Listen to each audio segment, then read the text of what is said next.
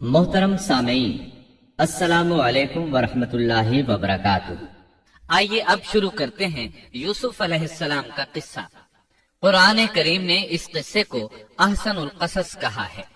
اس کے بارے میں اللہ تعالیٰ نے پوری ایک سورت یعنی سورہ یوسف نازل فرمائی۔ اس قصے میں دو عظیم نبیوں کا تذکرہ ہے، سیدنا یعقوب بن اسحاق علیہ السلام اور یوسف بن یعقوب علیہ السلام کا۔ اپنے بھائیوں کی وجہ سے یوسف علیہ السلام کن حالات کا شکار ہوئے، آپ اس کا تفصیل سے ذکر سنیں گے۔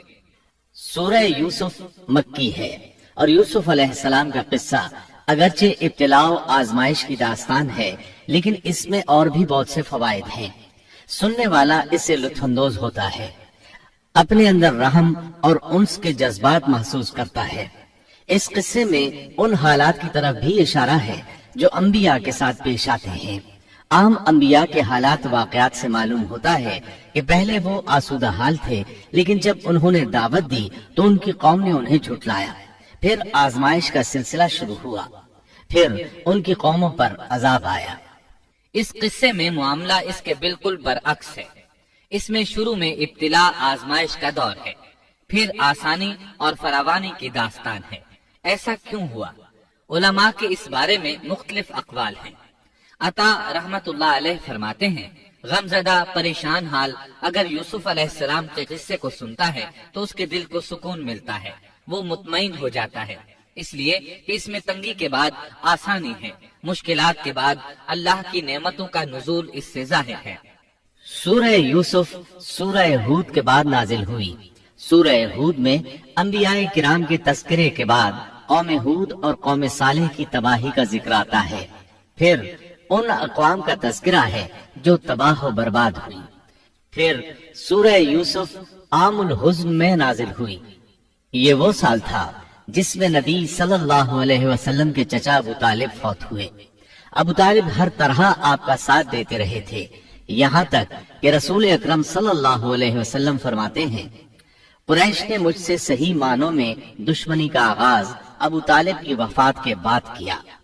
ایک قول کے مطابق ابو طالب کی وفات کے صرف 3 دن بعد آپ کی پیاری اور محبوب بیوی، جنت کی عورتوں کی سردار، دنیا جہان کی افضل ترین عورتوں میں سے ایک سیدہ خدیجہ الکبریٰ رضی اللہ عنہا اس دنیا سے رخصت ہو گئیں۔ انا للہ و انا الیہ راجعون۔ یہاں تک کہ ابن عباس رضی اللہ عنہما فرماتے ہیں، رسول اللہ صلی اللہ علیہ وسلم نے 4 خط کھینچے، پھر صحابہ کرام کو مخاطب کر کے فرمایا، جانتے ہو یہ خط میں نے کیوں کھینچے ہیں؟ انہوں نے کہا، ہم نہیں جانتے۔ تو آپ صلی اللہ علیہ وسلم نے فرمایا، جنت کی افضل ترین عورتیں 4 ہیں، ایک مریم بنت عمران، دوسری خدیجہ بنت خویلد، تیسری فاطمہ بنت محمد اور چوتھی فرعون کی بیوی آسیہ بنت مزاحم رضی اللہ عنہن اجمعین۔ سیدہ خدیجہ رضی اللہ عنہا اور ابو طالب کی وفات کا آپ صلی اللہ علیہ وسلم کو بہت شدید صدمہ ہوا۔ تب آپ کی تسلی کے لیے اللہ تعالیٰ نے سورہ یوسف نازل فرمائی اور آپ کو یقین دلایا کہ تنگی کے بعد فراخی ہوتی ہے، اور اس صورت میں سبق آموز واقعات اور عبرتوں کا تذکرہ یکجا کر دیا گیا ہے، جبکہ دوسرے انبیاء کے قصے قرآن اور احادیث میں مختلف مقامات پر ہیں۔ یہ قصہ قرآن کریم میں ایک جگہ کیوں ذکر کیا گیا، اس میں کیا حکمت تھی، اور باقی قصے مختلف مقامات پر کیوں بکھرے ہوئے ہیں، اس بارے میں علامہ قرطبی رحمت اللہ علیہ فرماتے ہیں، اللہ تعالیٰ نے انبیاء علیہ السلام کے قصے تکرار کے ساتھ ذکر کیے ہیں، ایک ہی بات کو بلاغت و بیان کے اصول کے تحت مختلف پیرائے میں ذکر کیا ہے، جیسا کہ ابراہیم علیہ السلام کا قصہ ہے۔ جب اللہ کے برگزیدہ فرشتے ان کے پاس آئے تو ان کے آنے پر ابراہیم علیہ السلام نے جو مہمان نوازی کی اس کو مختلف انداز میں بیان کیا گیا ہے۔ ایک جگہ فرمایا، وہ بغیر کسی تاخیر کے بھنا ہوا بچڑا لے آئے۔ دوسری آیت میں فرمایا، پس ابراہیم فربا بچڑے کا گوشت لے آئے۔ ان دونوں جملوں کو جمع کرنے سے معلوم ہوا بھنا ہوا موٹا تازہ بچڑا پیش کیا گیا۔ مختلف جگہوں پر ان کا تذکرہ اس لیے کیا گیا کہ لوگ اس سے عبرت پکڑیں۔ علامہ قرطبی رحمت اللہ علیہ فرماتے ہیں، यूसुफ अलैहिस्सलाम के किस्से को एक जगह और बाकी अंबिया के किस्सों को अलहदा बयान करने की एक हिकमत ये भी है कि मुखालिफ पर हुज्जत कायम हो जाए कि वो ना मुकर्रर कलाम ला सकते हैं और न ही किस्सा यूसुफ अलैहिस्सलाम की तरह इकट्ठा कलाम ला सकते हैं। मतलब ये कि बलागत की हर किस्म में दुश्मन पर हुज्जत कायम हो सके। अल्लाह ताला कलाम को मुकर्रर और गैर मुकर्रर लाकर कुरान का एजाज बयान करना चाहते हैं कि अल्लाह चाहे तो एक किस्से को एक ही जगह बयान कर दें, चाहे तो मुख्तलिफ जगहों पर बयान कर दें। कोई ये न कह सके कि देखो कुरान में ये किस्सा अलहदा अलहदा बयान हुआ है, मैं इसको एक जगह बयान कर सकता हूँ, या इसके बरक्स ये न कह सके कि कुरान में तो ये किस्सा एक ही जगह बयान हुआ है, मैं इसको अलग अलग करके बयान कर सकता हूँ।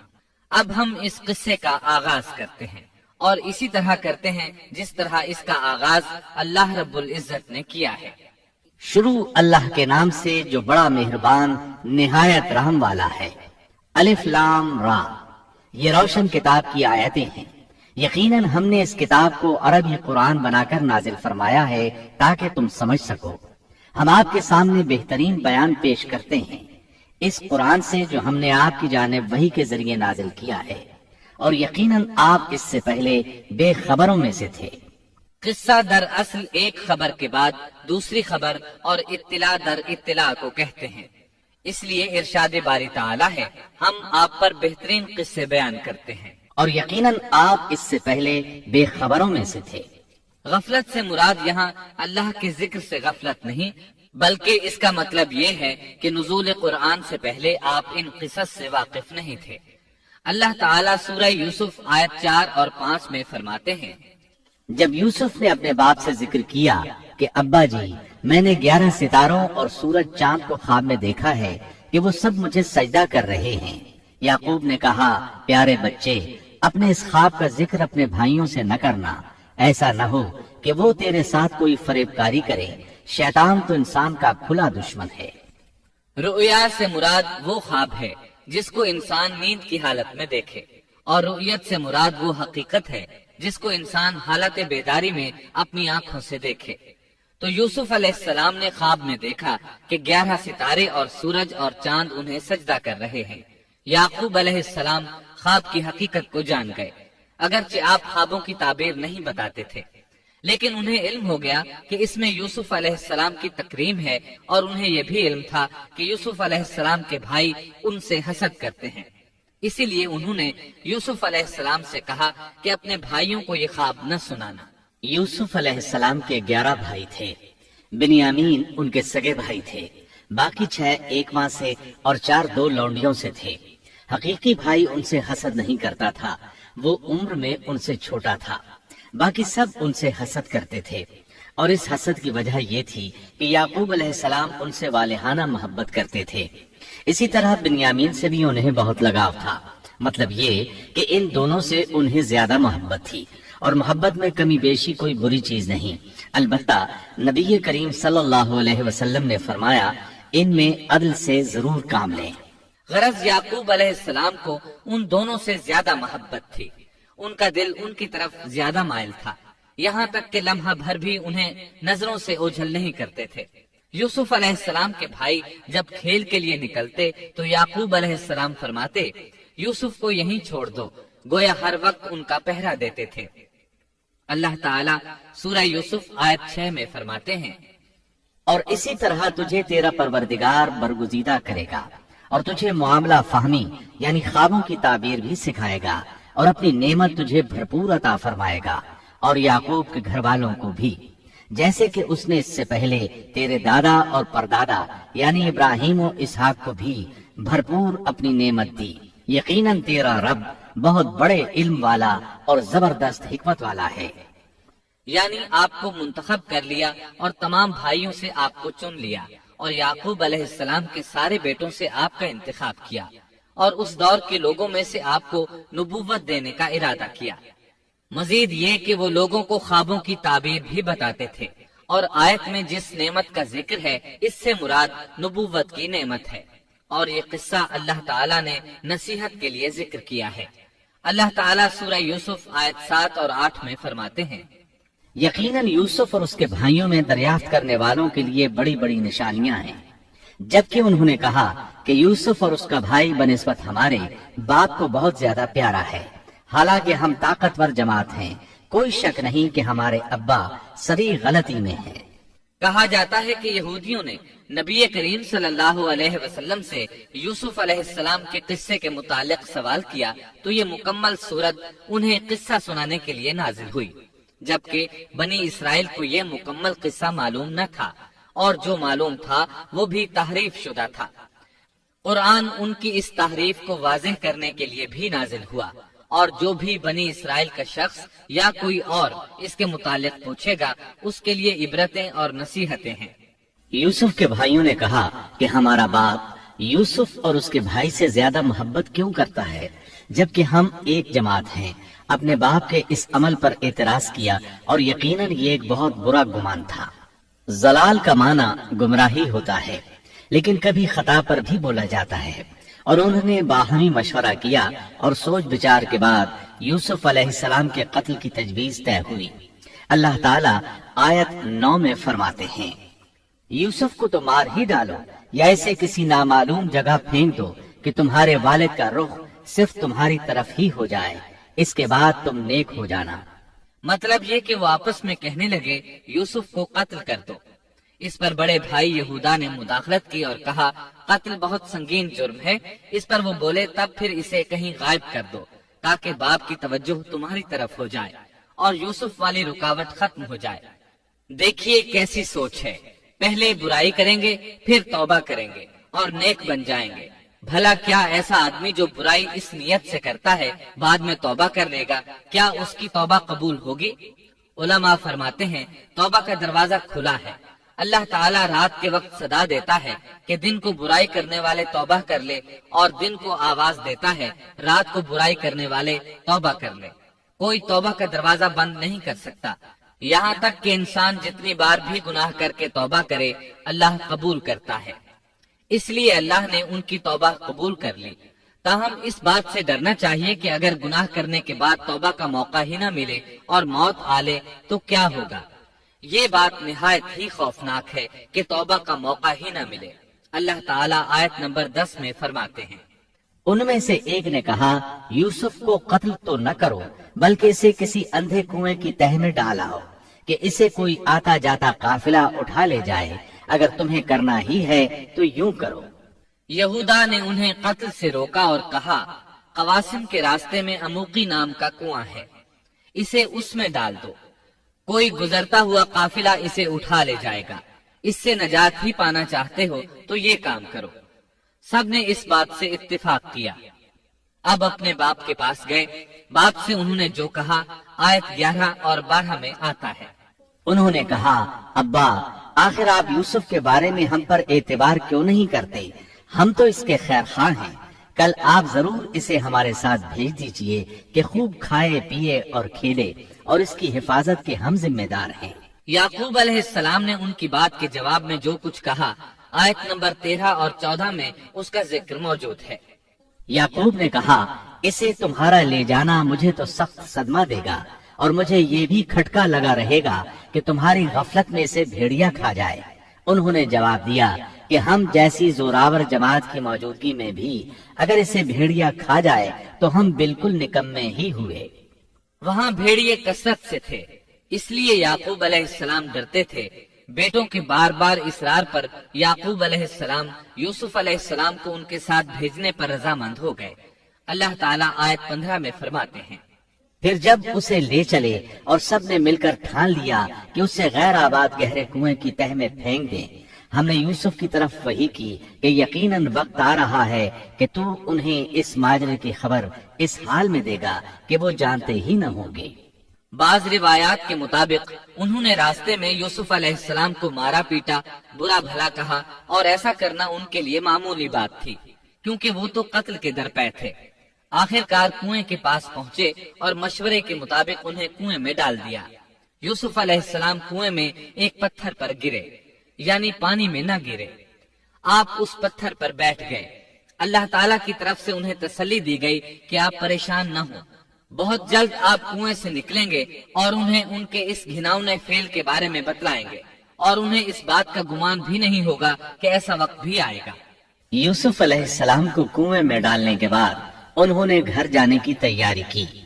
آیت نمبر 16 میں آتا ہے، اور عشاء کے وقت وہ سب اپنے باپ کے پاس روتے ہوئے پہنچے۔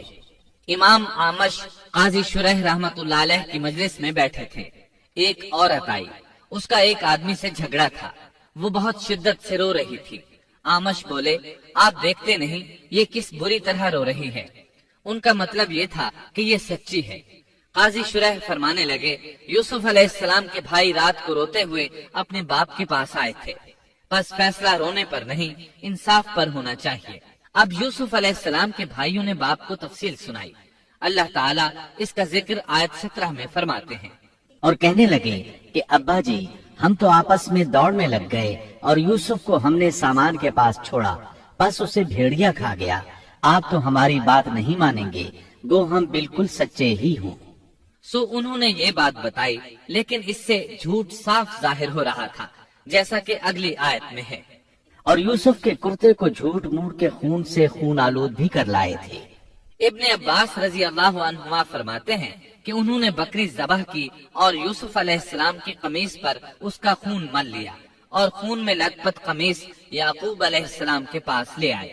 جب یعقوب علیہ السلام نے دیکھا تو فرمانے لگے، یہ بھیڑیا بھی کتنا رحم دل تھا، میرے بیٹے کو تو کھا لیا اور قمیص کو کچھ نہیں کہا، تمہاری عقل کہاں ہے؟ اس بات کا ذکر آیت 18 میں ہے۔ باپ نے کہا، یوں نہیں، بلکہ تم نے اپنے ہی دل سے ایک بات بنا لی ہے، بس صبر ہی بہتر ہے، اور تمہاری بنائی ہوئی باتوں پر اللہ ہی سے مدد کی طلب ہے۔ ادھر دوسری طرف کیا ہوا؟ آیت 19 میں اللہ فرماتے ہیں، اور ایک قافلہ آیا اور انہوں نے اپنے ایک پانی لانے والے کو بھیجا، اس نے اپنا ڈول لٹکا دیا اور کہنے لگا، واہ واہ، خوشی کی بات ہے، یہ تو ایک لڑکا ہے۔ انہوں نے اسے مال تجارت قرار دے کر چھپا دیا، اور اللہ اس سے باخبر تھا جو وہ کر رہے تھے۔ تفصیل اس کی یہ ہے کہ ایک قافلہ اس کنویں کے پاس سے گزرا جس میں یوسف علیہ السلام موجود تھے۔ انہوں نے پانی کی تلاش میں ایک خادم کو بھیجا، وہ کنویں تک پہنچا، اس نے کنویں میں ڈول لٹکایا، یوسف علیہ السلام اس ڈول میں بیٹھ گئے۔ خادم نے ڈول نکالا تو اس میں ایک خوبصورت بچے کو دیکھا، مارے خوشی کے وہ پکار اٹھا، یہاں ایک لڑکا ہے۔ اس زمانے میں غلاموں اور لونڈیوں کی تجارت ہوتی تھی، انہیں خوف محسوس ہوا کہ کہیں یہ لڑکا ان سے چھن نہ جائے۔ اس خوف کے پیش نظر انہوں نے یوسف علیہ السلام کو چھپا لیا۔ انہوں نے یہ بھی سوچا کہ شاید یہ بھاگا ہوا غلام ہے، اگر اس کا مالک آ گیا تو وہ اسے لے جائے گا۔ یہ قافلہ مدائن سے مصر جا رہا تھا۔ جب یہ مصر پہنچے تو انہوں نے یوسف علیہ السلام کو معمولی قیمت میں فروخت کر دیا۔ معمولی قیمت میں فروخت کرنے کی جلدی بھی انہوں نے اسی خیال کے تحت کی کہ کہیں اس کا مالک نہ آ جائے۔ ابن عباس رضی اللہ عنہما فرماتے ہیں کہ انہوں نے یوسف علیہ السلام کو صرف 20 درہم میں بیچ دیا، اور یہ نہایت معمولی قیمت تھی۔ آیت نمبر 21 میں ہے، مصر والوں میں سے جس نے اسے خریدا تھا اس نے اپنی بیوی سے کہا کہ اسے بہت عزت و احترام کے ساتھ رکھو، بہت ممکن ہے کہ یہ ہمیں فائدہ پہنچائے یا اسے ہم اپنا بیٹا ہی بنا لیں۔ یہ شخص مصر کا وزیر خزانہ تھا، بے اولاد تھا۔ اس نے سوچا شاید یہ لڑکا بڑا ہو کر اچھا انسان بنے، لہٰذا کیوں نہ ہم اسے بیٹا بنا لیں۔ اس طرح یوسف علیہ السلام وزیر خزانہ کے گھر پلے بڑھے۔ وزیر خزانہ عزیز مصر کہلاتا تھا۔ عزیز نے آپ کو بیٹوں کی طرح رکھا۔ آپ کچھ بڑے ہوئے تو شاہی محل کی دیکھ بھال آپ کے ذمہ لگا دی گئی۔ شاہی محل کے تمام اختیارات آپ کے سپرد کر دیے گئے۔ اللہ تعالیٰ آیت 21 اور 22 میں فرماتے ہیں، یوں ہم نے مصر کی سرزمین میں یوسف کا قدم جما دیا کہ ہم اسے خواب کی تعبیر کا کچھ علم سکھا دیں۔ اللہ اپنے ارادے پر غالب ہے، لیکن اکثر لوگ بے علم ہوتے ہیں۔ اور جب یوسف پختگی کی عمر کو پہنچ گئے تو ہم نے اسے قوت فیصلہ اور علم دیا۔ ہم نیک کاروں کو اسی طرح بدلہ دیتے ہیں۔ یوسف علیہ السلام بہت پاکیزہ اور توحید والے ماحول میں پروان چڑھے۔ گھر کا سارا انتظام انہی کے ہاتھ میں تھا۔ آپ بہت بصیرت اور سوجھ بوجھ سے گھر کا نظام چلا رہے تھے۔ ابھی عزیز مصر کی بیوی نے آپ کو گمراہ کرنے کی کوشش نہیں کی تھی کہ علم اور بصیرت کی صفات آپ میں موجود تھی۔ مفسرین لکھتے ہیں جب یوسف علیہ السلام کی عمر 17-18 سال کی ہوئی تو جوانی کے ساتھ ان کے حسن میں مزید اضافہ ہوا۔ حسن یوسف واقعی بے مثال تھا۔ نبی اکرم صلی اللہ علیہ وسلم فرماتے ہیں، معراج کی رات میری ملاقات یوسف علیہ السلام سے ہوئی۔ ایسا لگتا تھا کہ دنیا کا نصف حسن یوسف علیہ السلام کو ملا ہے۔ مفسرین اس کی وضاحت کرتے ہیں کہ حسن کو اللہ تعالیٰ نے 2 حصوں میں تقسیم کیا ہے۔ آدھا حسن یوسف علیہ السلام کو دیا اور آدھا باقی ساری مخلوق میں تقسیم کر دیا۔ اللہ اکبر، یہ ہے حسن یوسف۔ اور جب یوسف کے حسن کی کیفیت یہ ہے تو پھر اس کے خالق کے کیا کہنے۔ جب عزیز مصر کی بیوی نے ان کا حسن دیکھا تو بے اختیار ہو گئی، اس کے اندر ہیجان پیدا ہوا۔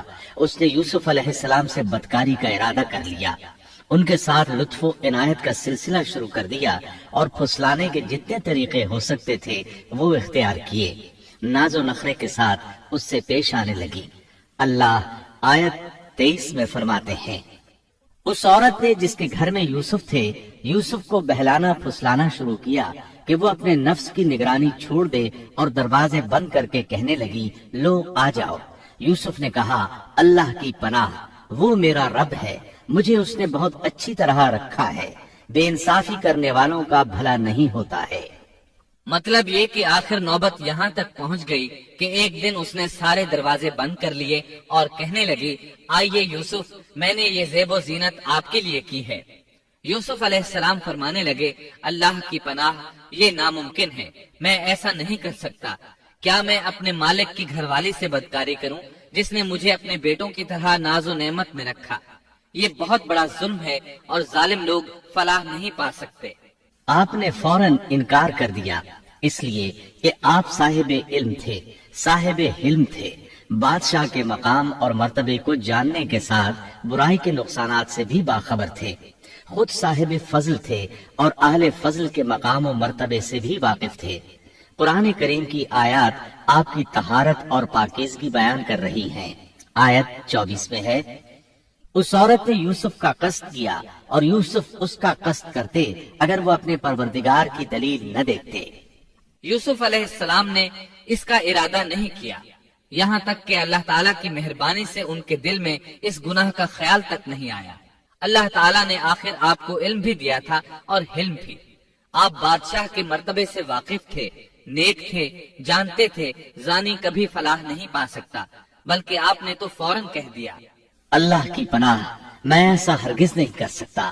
اتنی بڑی آزمائش میں ان کے دل میں خیال آنا ممکن تھا، لیکن یوسف علیہ السلام کے دل میں تو اتنا سا خیال بھی نہیں آیا۔ اس کی وجہ یہ تھی کہ آپ نے اپنے رب کی دلیل دیکھی تھی۔ وہ دلیل کیا تھی، اس بارے میں مفسرین کے مختلف اقوال ہیں۔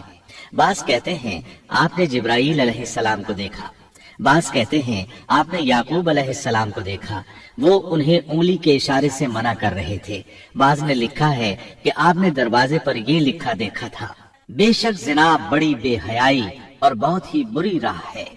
بہرحال یہ مفسرین اور مورخین کے اقوال ہیں، اس بارے میں کوئی صحیح حدیث نہیں ملتی۔ اتنا ہے کہ آپ نے کوئی ایسی چیز دیکھی ضرور تھی جس کی بنا پر آپ کو خیال تک نہ آیا، اور برہان اللہ ہی کی طرف سے تھی، اس نے انہیں سوچنے بھی نہ دیا۔ اللہ آیت نمبر 24 میں فرماتے ہیں، اس طرح ہم نے انہیں اس برائی اور بے حیائی سے بچا لیا کیونکہ وہ ہمارے مخلص بندوں میں سے تھے۔ اللہ نے آپ کو صرف زنا سے نہیں برائی سے بھی بچا لیا۔ یہ اس بات کی دلیل ہے کہ آپ نے ارادہ تک نہیں کیا۔ پھر اسی آیت میں اللہ نے آپ کو اپنا برگزیدہ بندہ فرمایا، اور یہ ممکن ہی نہیں کہ کوئی انسان اللہ کے برگزیدہ بندوں میں سے بھی ہو اور پھر کفر بھی کرے، ہرگز ممکن نہیں۔ انبیاء ایسی باتوں سے پاک رہتے ہیں۔ عزیز مصر کی بیوی نے اصرار کیا، آپ کو مجبور کیا اور لگی چمٹنے تو یوسف علیہ السلام وہاں سے بھاگے۔ عزیز کی بیوی آپ کے پیچھے بھاگی۔ اللہ تعالیٰ نے آیت 25 میں اس واقعے کو یوں بیان فرمایا ہے، اور دونوں دروازے کی طرف دوڑے اور اس عورت نے یوسف کا کرتا پیچھے کی طرف سے کھینچ کر پھاڑ ڈالا اور دروازے کے پاس ہی عورت کا شوہر دونوں کو مل گیا، تو کہنے لگی، जो शख्स तेरी बीवी के साथ बुरा इरादा करे, बस उसकी सजा यही है कि उसे कैद कर दिया जाए या और कोई दर्दनाक सजा दी जाए। सैयदना यूसुफ अलैहिस्सलाम खुद को बचाने के लिए दरवाजे की तरफ दौड़ पड़े थे। ये पीछे दौड़े, दरवाजा बंद था। अभी आप दरवाजा खोलने की कोशिश कर रहे थे कि उसने पीछे से आपकी कमीज पकड़ ली। झटका जो लगा तो कमीज पीछे से फट गई। इसी दौरान दरवाजा खुल गया और अजीज मिस्र अंदर दाखिल हुआ।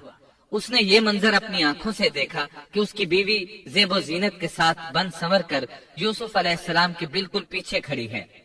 उसी वक्त उसने खुद को इल्जाम से बचाने के लिए कह दिया, जो तेरी बीवी के साथ बुराई का इरादा रखता है उसका क्या बदला है। फिर खुद ही कहने लगी, इसे कैद खाने में बंद कर देना चाहिए। ऐसा उसने इसलिए कहा कहीं वो यूसुफ अलैहिस्सलाम को कत्ल न कर दे। उधर यूसुफ अलैहिस्सलाम ने भी फौरन अपना दिफा किया और कहा, मैं मुजरिम नहीं, बल्कि ये सारी कारिस्तानी इसकी अपनी है। आयत 26 और 27 में है।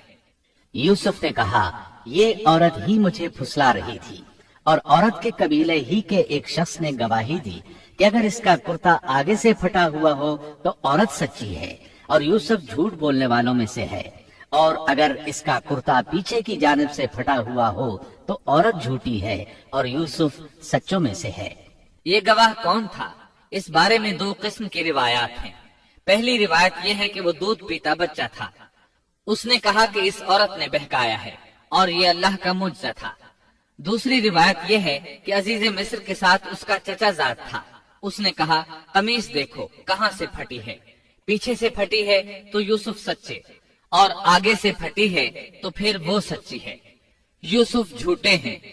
आयत नंबर 28 में आता है, सो जब खामन ने देखा कि यूसुफ का कुर्ता पीठ की जानिब से फटा हुआ है तो साफ कह दिया कि ये तो औरतों की चालबाजी है, बेशक तुम्हारी चालबाजी बहुत बड़ी है।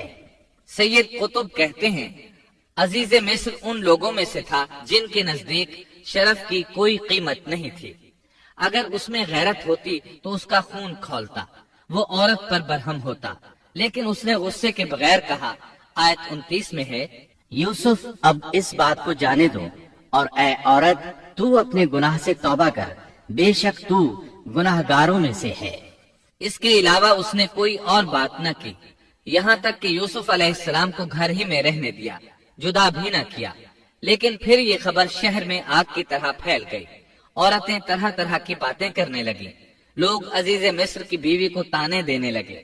आयत 30 में है, और शहर की औरतों में चर्चा होने लगा कि अजीज मिस्र की बीवी अपने जवान गुलाम को अपना मतलब निकालने के लिए बहलाने फुसलाने में लगी रहती है। उसके दिल में यूसुफ की मोहब्बत बैठ गई है। हमारे ख्याल में तो वो सरी गुमराही में है। ये चर्चा होने लगा कि अजीज मिस्र की बीवी एक गुलाम के साथ बुराई पर तुल गई। अगर किसी आजाद के साथ ऐसा करती तो मामला और था। गुलाम से मोहब्बत कर बैठे, ये तो उसने बेवकूफी की इंतहा कर दी। इस तरह उसे खूब बुरा भला कहा गया। ये खबर अजीज मिस्र की बीवी तक भी पहुंच गई। आयत 31 में है, उसने जब इन औरतों की पुरफरेब मक्काराना बातें सुनी तो उन्हें बुलवा भेजा और उनके लिए एक मजलिस मुरत्तब की और उनमें से हर एक को छुरी दी और कहा, ऐ यूसुफ इनके सामने चले आओ। उन औरतों ने जब उसे देखा तो बहुत बड़ा जाना और अपने हाथ काट दिए और जुबान से निकल गया कि अल्लाह की पनाह, ये इंसान तो हरगिज नहीं, ये तो यकीनन कोई बहुत ही बुजुर्ग फरिश्ता है। वजाहत इसकी ये है कि उस औरत ने अपने घर में एक दावत का इंतजाम किया। तमाम औरतों को इस दावत में बुलाया। दावत का इंतजाम इस तरह किया कि सब के लिए एक तकिया लगाया, फल सामने रखे और हर एक को एक एक छुरी थमा दी। साथ ही यूसुफ अलैहिस्सलाम से कहा कि मजलिस में आ जाएं। जब यूसुफ अलैहिस्सलाम आए तो वो उन्हें देखकर मबहूत रह गईं। उनके हुस्न से इस कदर मुतासिर हुई कि अपना होश न रहा और फलों के बजाय अपने हाथ काट डाले, लेकिन इसका उन्हें एहसास तक न हुआ। सुभान अल्लाह, क्या हुस्न था जिसकी वजह से उन्होंने अपने हाथ काट लिए और खबर तक न हुई। कहने लगी, ये तो कोई फरिश्ता मालूम होता है, इंसान इतना खूबसूरत कैसे हो सकता है। आयत 32 में है, उस वक्त अजीज मिस्र की बीवी ने कहा, ये है वो جس کے بارے میں تم مجھے تانا دے رہی تھی۔ میں نے ہر چند اس سے اپنا مطلب حاصل کرنا چاہا، لیکن یہ بال بال بچا رہا، اور جو کچھ میں اس سے کہہ رہی ہوں اگر یہ نہ کرے گا تو یقیناً یہ قید کر دیا جائے گا، اور بے شک یہ بہت ہی بے عزت ہوگا۔ یہ آیت اس بات کی واضح دلیل ہے کہ یوسف علیہ السلام نے برائی کا ارادہ نہیں کیا تھا۔ پھر بات یہیں پر ختم نہیں ہو گئی، بلکہ تمام عورتیں یوسف علیہ السلام پر ٹوٹ پڑیں۔ ان میں سے ہر ایک کی خواہش تھی کہ یوسف علیہ السلام اس سے محبت کریں اور بے حیائی کا ارتکاب کریں۔ اپنی عزت اور شرف کو انہوں نے خاک میں ملا دیا۔ یوسف علیہ السلام کے حسن پر فریفتہ ہو گئی۔ اس کیفیت کو دیکھ کر یوسف علیہ السلام نے اپنے رب سے دعا کی۔ آیت 33 اور 34 میں آتا ہے، یوسف نے دعا کی کہ اے میرے پروردگار، جس بات کی طرف یہ عورتیں مجھے بلا رہی ہیں اس سے تو مجھے جیل خانہ بہت پسند ہے۔ اگر تو نے ان کا مکر و فریب مجھ سے دور نہ کیا تو میں تو ان کی طرف مائل ہو جاؤں گا اور بالکل نادانوں میں جا ملوں گا۔ اس سے ظاہر ہوا سب عورتیں یوسف علیہ السلام کو اپنی طرف متوجہ کر رہی تھیں۔ انہوں نے ہر طریقہ اختیار کیا، لیکن یوسف علیہ السلام نے کسی ایک کی طرف توجہ نہ دی۔ اللہ نے انہیں بچا لیا اور عورتوں کی چال کو ناکام بنا دیا۔ اس واقعے کی خبر بھی لوگوں میں پھیل گئی۔ عزیز مصر کی بیوی کو پتہ چل گیا کہ یہ خبریں پورے شہر میں پھیل گئی ہیں اور لوگ اسے ہی قصوروار ٹھہرا رہے ہیں۔ تب وہ اپنے خاوند کے پاس گئی، اس سے کہا، اب کیا کیا جائے؟ سب لوگ مجھے ہی الزام دے رہے ہیں، معاملہ بہت پھیل گیا ہے، اس بات کو دبانے کے لیے کچھ کرنا چاہیے۔ عزیز مصر نے کہا، پھر کیا کیا جائے؟ آخر آپس میں مشورہ ہوا، دونوں اس پر متفق ہو گئے۔ ابن عباس رضی اللہ عنہما فرماتے ہیں، انہوں نے یوسف علیہ السلام کو ایک گدھے پر سوار کیا اور ایک ڈھول والا ساتھ کر دیا اور یہ منادی کرائی کہ اس عبرانی غلام نے اپنی مالکہ کے ساتھ برائی کی کوشش کی ہے، لہٰذا اسے اس جرم کی پاداش میں جیل میں ڈالا جاتا ہے۔ گویا انہوں نے اپنے پر سے الزام ختم کرنے کا یہ منصوبہ سوچا۔ اس بارے میں اللہ آیت 35 میں فرماتے ہیں، پھر ان تمام نشانوں کے دیکھ لینے کے بعد بھی انہیں یہی مصلحت معلوم ہوئی کہ یوسف کو کچھ مدت کے لیے قید خانے میں رکھیں۔ انہوں نے یہ اس لیے کہا تاکہ یوسف علیہ السلام پر تہمت لگائی جا سکے۔ اس طرح یوسف علیہ السلام قید خانے میں آ گئے۔ ان کے ساتھ 2 نوجوان اور قید خانے میں بھیجے گئے تھے۔ کچھ دن ساتھ رہنے کے بعد وہ جان گئے کہ یوسف علیہ السلام نیک سیرت انسان ہیں، عبادت گزار نوجوان ہیں۔ ایک رات دونوں نوجوانوں نے خواب دیکھے۔ صبح ہوئی تو دونوں یوسف علیہ السلام کے پاس گئے اور اپنا اپنا خواب سنایا۔ قرآن کریم آیت 36 میں اس کو یوں بیان کرتا ہے، اس کے ساتھ ہی 2 اور جوان بھی جیل خانے میں داخل ہوئے۔ ان میں سے ایک نے کہا کہ میں نے خواب میں اپنے آپ کو شراب نچوڑتے دیکھا ہے، اور دوسرے نے کہا میں نے اپنے آپ کو دیکھا ہے کہ میں اپنے سر پر روٹی اٹھائے ہوئے ہوں جسے پرندے کھا رہے ہیں، ہمیں آپ اس کی تعبیر بتائیے، ہمیں تو آپ خوبیوں والے شخص دکھائی دیتے ہیں۔ قید خانے کے قیدی بھی جان چکے تھے کہ یوسف علیہ السلام نیک ہیں۔ آپ نے سوچا یہ دین کی دعوت دینے کا بہترین موقع ہے۔ انہوں نے جو کچھ ان سے کہا وہ آیت نمبر 37 اور 38 میں اس طرح آیا ہے، یوسف نے کہا تمہیں جو کھانا دیا جاتا ہے اس کے تمہارے پاس پہنچنے سے پہلے ہی میں تمہیں اس کی تعبیر بتلا دوں گا۔ یہ سب اس علم کی بدولت ہے جو مجھے میرے رب نے سکھایا ہے۔ میں نے ان لوگوں کا مذہب چھوڑ دیا ہے جو اللہ پر ایمان نہیں رکھتے اور آخرت کے بھی منکر ہیں۔ میں اپنے باپ دادوں کے دین کا پابند ہوں، یعنی ابراہیم، اسحاق اور یعقوب کے دین کا۔ ہمیں ہرگز یہ سزاوار نہیں کہ ہم اللہ کے ساتھ کسی کو بھی شریک کریں۔ ہم پر اور تمام اور لوگوں پر اللہ کا یہ خاص فضل ہے، لیکن اکثر لوگ ناشکری کرتے ہیں۔ آپ نے سب سے پہلے اپنا تعارف کرایا، ابراہیم اور یعقوب علیہ السلام کے بارے میں بتایا، اور اس زمانے کے لوگ ابراہیم علیہ السلام کو مانتے تھے۔ ابراہیم علیہ السلام معروف تھے، جانے پہچانے تھے۔ نبی کریم صلی اللہ علیہ وسلم سے پوچھا گیا کہ کریم یعنی عزت دار کون ہے؟ آپ نے فرمایا عزت دار کے بیٹے، عزت دار کے پوتے اور عزت دار کے پڑ پوتے، یعنی یوسف بن یعقوب بن اسحاق بن ابراہیم علیہ السلام۔ مطلب یہ کہ 4 پشتوں تک نبوت کی فضیلت یوسف علیہ السلام کے سوا کسی کے حصے میں نہیں آئی۔ یہ عزت اور بزرگی کی انتہا ہے۔ آپ نے اپنے دین کا تعارف کرانے کے بعد ان سے جو کچھ کہا وہ آیت 39 اور 40 میں آتا ہے۔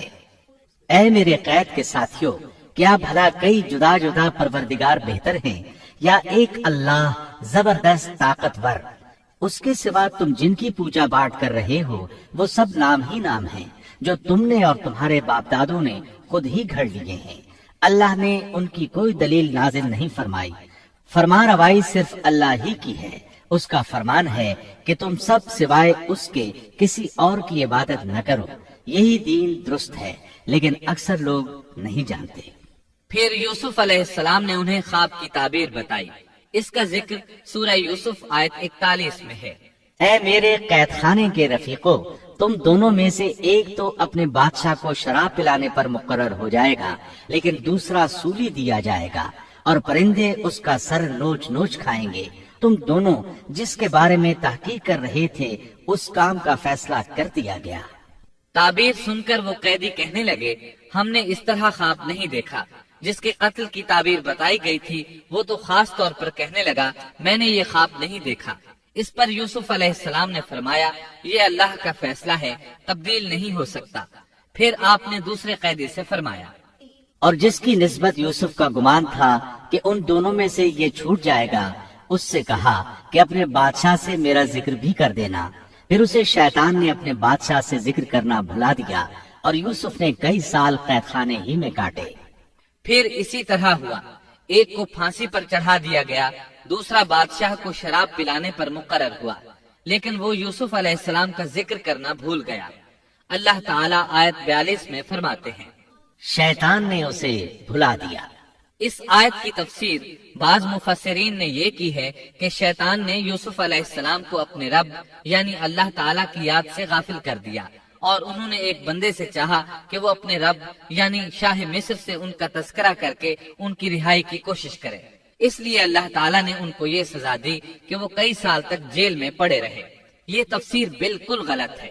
درست یہ ہے کہ فَأَنْسَاهُ کی ضمیر اس شخص کی طرف لوٹتی ہے جس کے متعلق یوسف علیہ السلام کا گمان تھا کہ وہ رہائی پانے والا ہے، اور اس آیت کے معنی یہ ہیں کہ شیطان نے اس شخص کو اپنے آقا سے یوسف علیہ السلام کا ذکر کرنا بھلا دیا، جیسا کہ علامہ ابن کثیر اور دیگر مفسرین نے اسی طرح کہا ہے۔ انس رضی اللہ عنہ سے مروی یہ روایت کہ اللہ تعالیٰ نے یوسف علیہ السلام کی طرف وحی کی کہ اے یوسف، تجھے تیرے بھائیوں سے کس نے نجات دی؟ فرمایا، اے اللہ، آپ نے۔ اللہ نے پھر پوچھا، یوسف، تجھے کنویں سے کس نے نکالا؟ انہوں نے جواب دیا، اللہ، آپ نے۔ اللہ تعالیٰ نے پھر پوچھا، یوسف، تجھے عورتوں سے کس نے بچایا؟ کہا، اللہ، آپ نے۔ اب اللہ نے فرمایا، پھر اب اللہ کے سوا کسی اور سے نجات کیوں طلب کرتے ہو؟ یہ روایت عقل اور نقل دونوں کے خلاف ہے، کیونکہ تکالیف و مصائب سے خلاصی کے لیے دنیاوی اسباب اختیار کرنا جائز ہے، جیسا کہ سورۃ المائدہ میں اللہ تعالیٰ فرماتے ہیں کہ نیکی اور تقوی کے کاموں میں ایک دوسرے کا تعاون کرو، اور یوسف علیہ السلام کا رہائی پانے والے شخص سے اپنی رہائی کے متعلق بادشاہ سے بات کرنے کو کہنا اس آیت کے عین مطابق ہے، اور ایسا کرنا توکل علی اللہ کے خلاف نہیں۔ لہذا مذکورہ بیان کردہ روایت جس طرح سند کے اعتبار سے کمزور ہے، اسی طرح مفہوم کے اعتبار سے بھی قرآن کے خلاف ہے۔ یوسف علیہ السلام قید خانے میں پڑے ہیں، کسی کو ان کی خبر تک نہیں۔ یہ ان کی ایک اور آزمائش تھی، کسی کو خبر ہو تو نکالے۔ آخر کچھ مدت بعد بادشاہ نے خواب دیکھا۔ بادشاہ نے کہا، میں نے خواب میں دیکھا ہے کہ 7 موٹی تازی فربا گائیں ہیں جن کو 7 دبلی پتلی لاغر گائیں کھا رہی ہیں، اور 7 بالیاں ہیں ہری ہری اور دوسری 7 بالکل خشک۔ اس خواب نے بادشاہ کو پریشان کر دیا۔ اس نے کہا، اے درباریو، میرے اس خواب کی تعبیر بتلاؤ اگر تم خواب کی تعبیر دے سکتے ہو۔ انہوں نے جواب دیا، یہ تو اڑتے اڑاتے پریشان خواب ہیں، اور ایسے شوریدہ پریشان خوابوں کی تعبیر جاننے والے ہم نہیں۔ جب وہ خواب کی تعبیر نہ بتا سکے تب اس ساقی کو یوسف علیہ السلام یاد آئے۔ وہ چونک اٹھا۔ ان 2 قیدیوں میں سے جو رہا ہوا تھا اسے مدت کے بعد یاد آ گیا اور کہنے لگا میں تمہیں اس کی تعبیر بتلا دوں گا، مجھے جانے کی اجازت دیجیے۔ قید خانہ شہر سے باہر تھا، انہوں نے اسے ادھر روانہ کر دیا۔ وہ جیل پہنچا، یوسف علیہ السلام سے ملا اور بولا، اے یوسف، اے بہت بڑے سچے، آپ ہمیں اس خواب کی تعبیر بتلائیے کہ 7 موٹی تازی گائیں ہیں جنہیں 7 دبلی پتی گائیں کھا رہی ہیں، اور 7 بالکل سبز خوشے ہیں، اور 7 ہی دوسرے بالکل خشک ہیں، تاکہ میں واپس جا کر ان لوگوں سے کہوں تاکہ وہ سب جان لیں۔ تب یوسف علیہ السلام نے خواب کی تعبیر بتائی۔ یوسف نے جواب دیا کہ تم 7 سال تک پے در پے لگاتار حسب عادت غلہ بویا کرنا، اور فصل کاٹ کر اسے بالیوں سمیت ہی رہنے دینا، سوائے اپنے کھانے کی تھوڑی سی مقدار کے۔ اس کے بعد 7 سال نہایت سخت قحط کے آئیں گے، وہ اس غلے کو کھا جائیں گے جو تم نے ان کے لیے ذخیرہ رکھ چھوڑا تھا، سوائے اس تھوڑے سے غلے کے جو تم محفوظ کر کے رکھو گے۔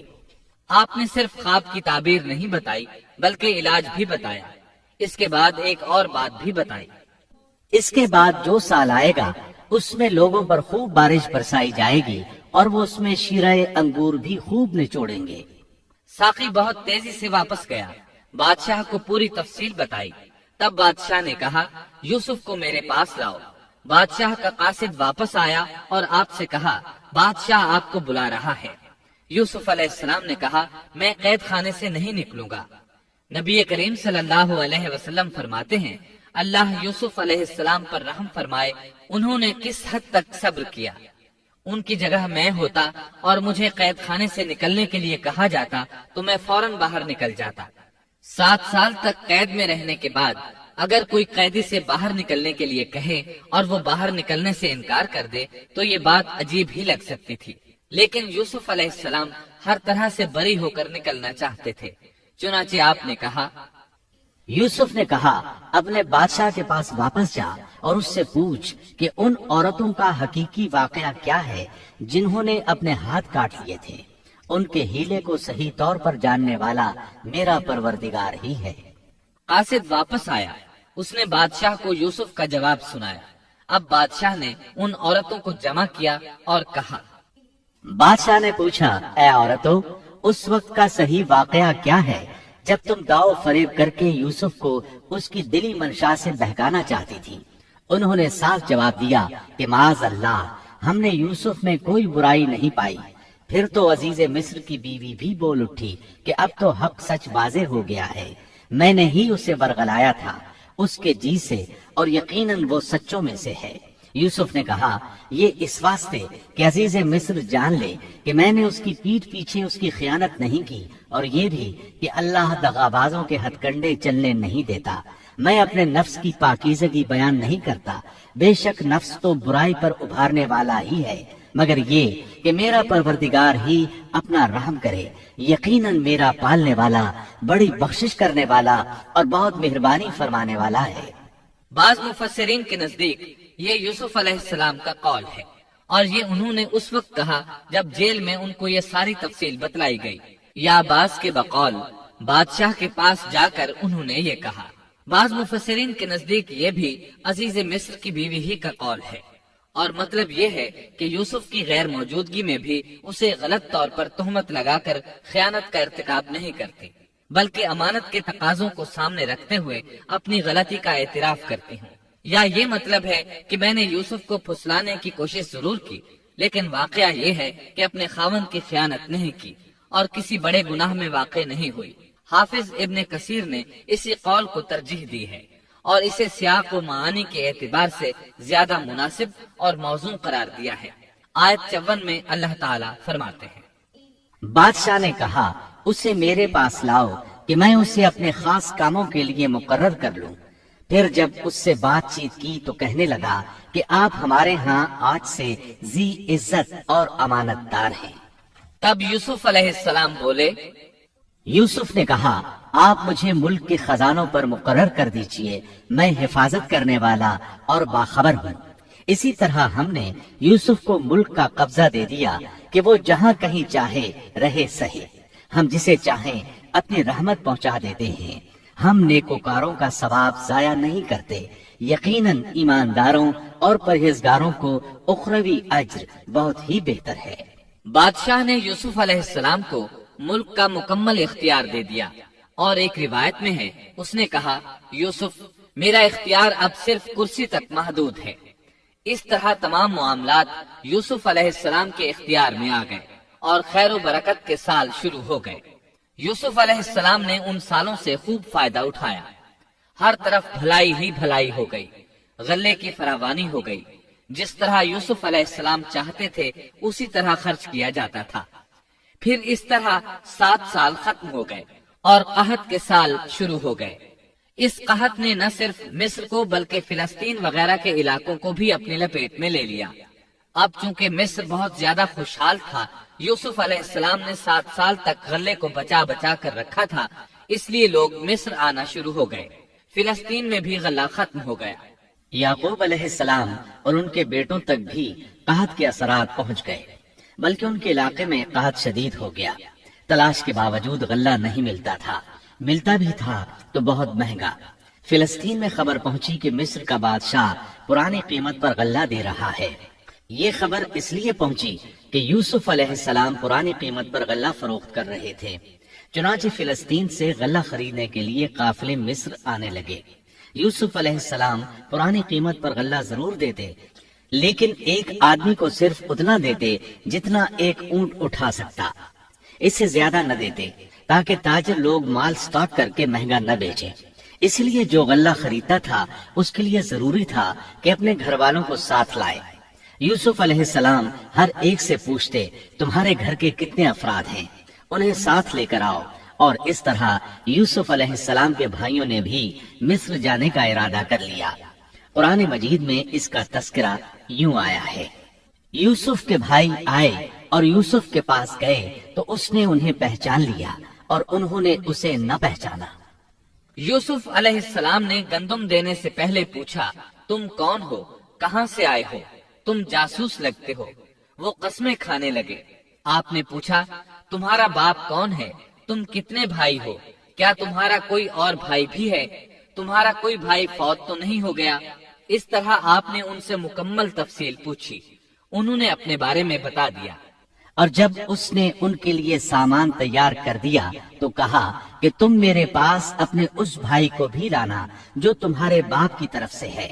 کیا تم نے نہیں دیکھا کہ میں پورا ناپ کر دیتا ہوں اور میں ہوں بھی بہترین مہمانی کرنے والوں میں؟ آپ نے ان سے یہ بھی کہا، بس اگر تم اسے میرے پاس لے کر نہ آئے تو میری طرف سے تمہیں کوئی ناپ بھی نہ ملے گا، بلکہ تم میرے قریب بھی نہ پھٹکنا۔ انہوں نے کہا، اچھا، ہم اس کے والد سے تذکرہ کریں گے اور پوری کوشش کریں گے۔ پھر یوسف علیہ السلام نے اپنے غلاموں سے کہا اور اپنے خدمتگاروں سے کہا کہ ان کی پونجی انہی کی بوریوں میں رکھ دو کہ جب لوٹ کر اپنے اہل و عیال میں جائیں اور پونجیوں کو پہچان لیں تو بہت ممکن ہے کہ یہ پھر لوٹ آئیں۔ دراصل یوسف علیہ السلام چاہتے تھے کسی طرح وہ دوبارہ آئیں۔ انہیں یہ خدشہ محسوس ہوا کہ ممکن ہے دوبارہ آنے کے لیے ان کے پاس رقم نہ ہو اور یہ غلہ خریدنے نہ آئیں، اس لیے ان کی قیمت ان کے سامان میں رکھ دی تاکہ وہ دوبارہ آئیں۔ جب یہ گھر پہنچے تو سامان کھولنے سے پہلے باپ سے کہا، ہم سے تو غلے کا پیمانہ روک لیا گیا، اب آپ ہمارے ساتھ ہمارے بھائی کو بھیجیے کہ ہم پیمانہ بھر کر لائیں، ہم اس کی نگہبانی کے ذمہ دار ہیں۔ یعنی انہوں نے کہا کہ آئندہ ہمیں غلہ اسی صورت میں ملے گا جب ہم اپنے چھوٹے بھائی بنیامین کو ساتھ لے جائیں گے۔ اس پر یعقوب علیہ السلام نے فرمایا، یعقوب نے کہا کہ مجھے تو اس کی بابت تمہارا بس ویسا ہی اعتبار ہے جیسا اس سے پہلے اس کے بھائی کے بارے میں تھا، بس اللہ ہی بہترین حافظ ہے اور وہ سب مہربانوں سے بڑا مہربان ہے۔ مطلب یہ کہ یعقوب علیہ السلام نے ان کی بات ماننے سے انکار کر دیا۔ اس کے بعد جب انہوں نے اپنا سامان کھولا تو کیا دیکھا؟ جب انہوں نے اپنا سامان کھولا تو انہوں نے اپنا سرمایہ موجود پایا جو ان کی جانب لوٹا دیا گیا تھا۔ کہنے لگے، اے ہمارے باپ، ہمیں اور کیا چاہیے؟ دیکھیے تو یہ ہمارا سرمایہ بھی ہمیں واپس لوٹا دیا گیا ہے۔ ہم اپنے خاندان کو غلہ لا دیں گے اور اپنے بھائی کی نگرانی رکھیں گے اور ایک اونٹ کا پیمانہ زیادہ لائیں گے، یہ ناپ تو بہت آسان ہے۔ جب یعقوب علیہ السلام نے یہ معاملہ دیکھا اور ان کا اصرار بڑھا تو سوچ میں پڑ گئے کہ معاملہ کچھ اور معلوم ہوتا ہے، پس انہیں اللہ تعالیٰ کی طرف سے الہام ہوا کہ ساتھ بھیج دیجیے۔ یعقوب نے کہا، میں تو اسے ہرگز ہرگز تمہارے ساتھ نہ بھیجوں گا جب تک کہ تم اللہ کو بیچ میں رکھ کر مجھے قول و قرار نہ دو کہ تم اسے میرے پاس پہنچاؤ گے، سوائے اس ایک صورت کے کہ تم سب گرفتار کر لیے جاؤ۔ جب انہوں نے پکا قول و قرار دیا تو انہوں نے کہا، ہم جو کچھ کہتے ہیں اللہ اس پر نگہبان ہے۔ انہوں نے مزید نصیحت کی اور یعقوب نے کہا، اے میرے بچوں، تم سب ایک دروازے سے نہ جانا بلکہ کئی جدا جدا دروازوں میں سے داخل ہونا۔ میں اللہ کی طرف سے آنے والی کسی چیز کو تم سے ٹال نہیں سکتا، حکم صرف اللہ ہی کا چلتا ہے۔ میرا کامل بھروسہ اسی پر ہے اور ہر ایک بھروسہ کرنے والے کو اسی پر بھروسہ کرنا چاہیے۔ مطلب یہ تھا کہ تم 11 نوجوان ہو، تمہیں دیکھ کر کوئی حسد نہ کر بیٹھے، تمہیں نظر نہ لگ جائے، اور نظر کا لگ جانا برحق ہے، اور یہ بسا اوقات انسان کو قبر میں پہنچا دیتی ہے۔ اب یہ روانہ ہوئے۔ جب وہ انہی راستوں سے جن کا حکم ان کے والد نے انہیں دیا تھا گئے، کچھ نہ تھا کہ اللہ نے جو بات مقرر کر دی ہے وہ اس سے انہیں ذرا بھی بچا لے، مگر یعقوب کے دل میں ایک خیال پیدا ہوا جسے اس نے پورا کر لیا۔ بلا شبہ وہ ہمارے سکھلائے ہوئے علم کا عالم تھا، لیکن اکثر لوگ نہیں جانتے۔ مطلب یہ کہ انسان کی کوشش کے باوجود تقدیر اپنا کام دکھا جاتی ہے۔ عطا رحمت اللہ علیہ فرماتے ہیں کہ یعقوب علیہ السلام کے بارے میں یہ جو فرمایا کہ اس کے پاس ہمارا دیا ہوا علم تھا، اس کا مطلب یہ ہے کہ یعقوب علیہ السلام جو بھی بات کرتے تھے اس میں اللہ کا ذکر ہوتا اور غور و فکر کے بعد بات کرتے، پہلے اللہ کا نام لیتے، اور یہی ان کا علم تھا۔ یوسف علیہ السلام کے بھائی گئے اور دربار میں حاضر ہوئے۔ آپ نے معمول کے مطابق ان کی رہائش کا انتظام کیا، ہر دو کو ایک کمرہ دیا۔ اس طرح بنیامین اکیلے بچ گئے۔ یوسف علیہ السلام نے فرمایا، چلو اسے ادھر میرے پاس چھوڑ جاؤ۔ جب وہ چلے گئے تو یوسف علیہ السلام نے انہیں گلے سے لگا لیا۔ یہ سب جب یوسف کے پاس پہنچ گئے تو اس نے اپنے بھائی کو اپنے پاس جگہ دی اور کہا کہ میں تیرا بھائی یوسف ہوں، بس یہ جو کچھ کرتے رہے اس کا کچھ رنج نہ کر۔ مطلب یہ کہ وہ بنیامین کو بھی ستاتے رہے۔ اس کے بعد یوسف علیہ السلام نے کیا کیا، اس کا ذکر سورہ یوسف آیت 70 تا 77 میں سنیے۔ پھر جب انہیں ان کا سامان اسباب ٹھیک ٹھاک کر کے دیا تو اپنے بھائی کے سامان میں پانی پینے کا پیالہ رکھ دیا۔ پھر ایک آواز دینے والے نے پکار کر کہا کہ اے قافلے والو، تم لوگ تو چور ہو۔ انہوں نے ان کی طرف منہ پھیر کر کہا کہ تمہاری کیا چیز کھوئی گئی ہے؟ جواب دیا کہ شاہی پیالہ گم ہے، جو اسے لے آئے اسے ایک اونٹ کے بوجھ کا غلہ ملے گا۔ اس وعدے کا میں ضامن ہوں۔ انہوں نے کہا، اللہ کی قسم، تم کو خوب علم ہے کہ ہم ملک میں فساد پھیلانے کے لیے نہیں آئے اور نہ ہم چور ہیں۔ انہوں نے کہا، اچھا چور کی کیا سزا ہے اگر تم جھوٹے ہو؟ جواب دیا کہ اس کی سزا یہی ہے کہ جس کے اسباب میں سے پایا جائے وہی اس کا بدلہ ہے۔ ہم تو ایسے ظالموں کو یہی سزا دیا کرتے ہیں۔ بس یوسف نے ان کے سامان کی تلاشی شروع کی، اپنے بھائی کے سامان کی تلاشی سے پہلے، پھر اس پیمانے کو اپنے بھائی کے سامان سے نکالا۔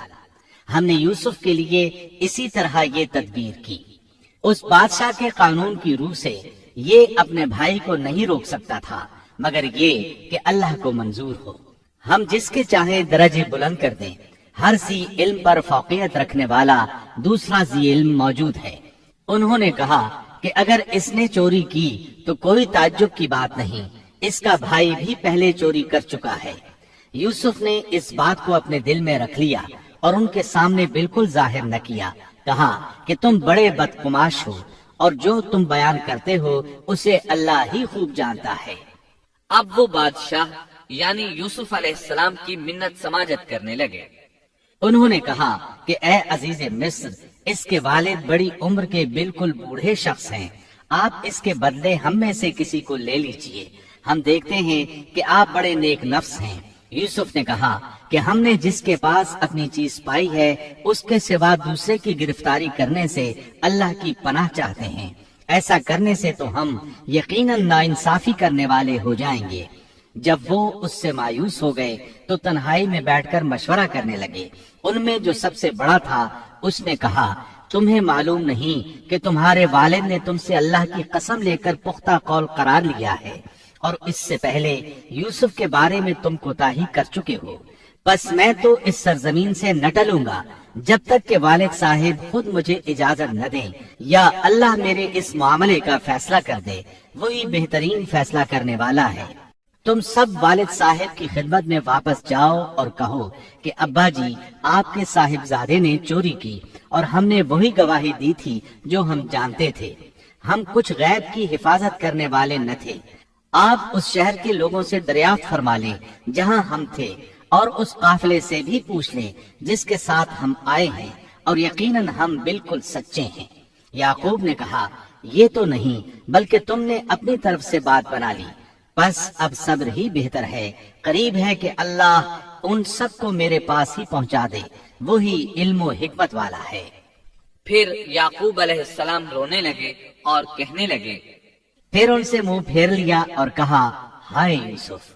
ان کی آنکھیں بوجہ رنج و غم کے سفید ہو چکی تھیں اور وہ غم کو دبائے ہوئے تھے۔